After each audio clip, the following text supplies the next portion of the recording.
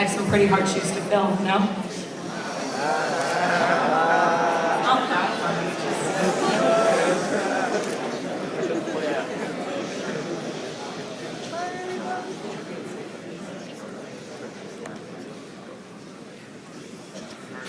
When the whole world is silent, even one voice becomes powerful. Who can we attribute this great quote to? Some great diplomatic leader? One of the fathers of democracy? No. These brave words belong to a young girl, younger than almost every single person in this room. Malala Yousafzai, one of Time Magazine's 100 most influential people in the world.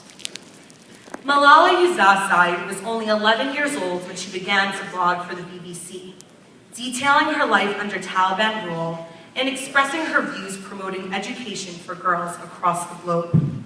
She was only 15 when the Taliban tried to assassinate her, and she was only 16 when she was nominated for the Nobel Peace Prize.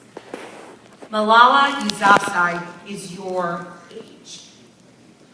Like many of you, I was often asked when I was little, Adena, what do you want to be when you get older?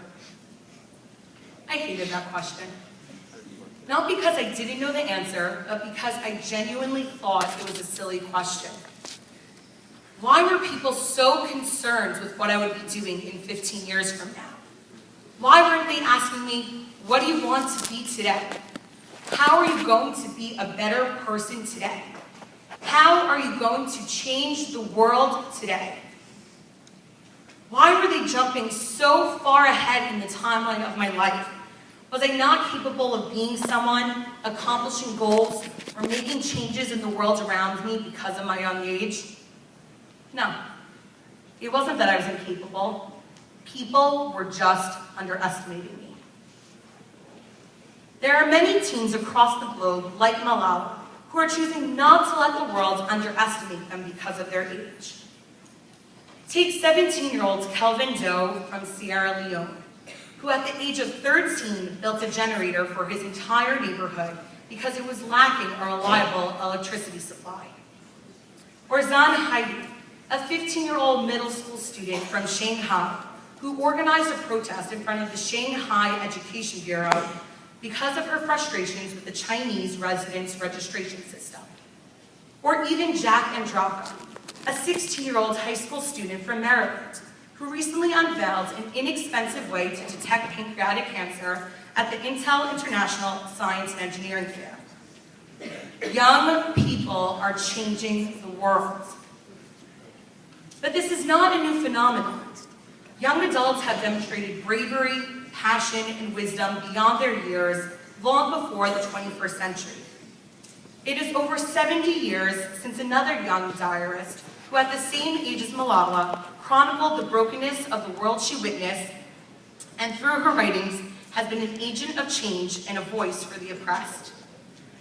Anne Frank, who wrote in her diary in Amsterdam, wrote of her experiences, her hopes and dreams, and of the privations, difficulties, and frustrations of living with so many people in a silent, confined space.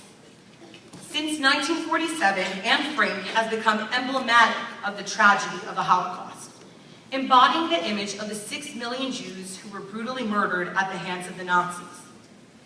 In 1994, Hillary Clinton, in her acceptance speech for the Elie Wiesel Humanitarian Award, read from Anne Frank's diary and spoke of her, awakening us to the folly of indifference and the terrible toll it takes on our young.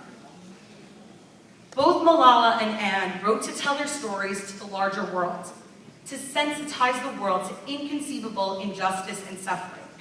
Thus, it seems only fitting that just over a week ago, Malala was awarded with the Anne Frank Award for her display of moral courage. For the next few days, I encourage you and urge you to be empowered by these stories. Walk into your committee sessions knowing that the skills you acquire, the opinions you form, and the friendships you develop here at YUNMUN can be used to change the world. Make a conscious effort not to let the awareness and sensitivity that you gain to pain and hunger, poverty and bigotry, terrorism and human rights violations fade once you leave the conference. Recognize that your words and arguments have resonance beyond these walls, and that it is only up to you to ensure that their consequences are felt. Most importantly, I challenge you to never underestimate yourself. Not just here at YUNMUN, but forever. While in her hiding place, Anne Frank wrote, "How wonderful it is that nobody need wait a single moment before starting to improve the world." In honor of so many young heroes like Anne Frank and Malala Yousafzai, I beg you not to wait to improve our world when you get older. Begin to improve our world today. Esteemed staff, delegates, and faculty advisors, I want to thank each of you for being here tonight. I know that with your help, the 24th Annual Yeshiva University Model United Nations will be a tremendous success. Having been a YUNMUN participant for so many years, standing here before you tonight is truly a dream come true. Thank you for giving me this incredible opportunity and for helping me reach one of my personal milestones. And now, this is the best part. Without further ado, I pronounce YUNMUN XXIV in session.